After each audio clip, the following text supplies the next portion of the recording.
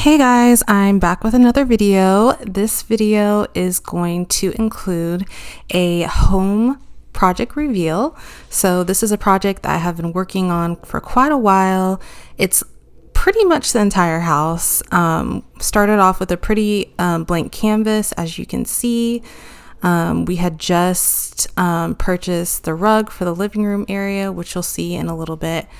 And yeah, so I am doing the entryway, the office, the gym, the living room, 3 bedrooms, and 2 bathrooms. So this house is not a new build, but it is a pretty nice home. It's no more than 5 years old, so it was very beautiful. A lot of details within this house. As you can see, there's a rotunda right there. Don't find that in a lot of houses. There's a lot of arch detailing at the entryways, and the ceilings were 11 foot. It's about 3,000 square feet.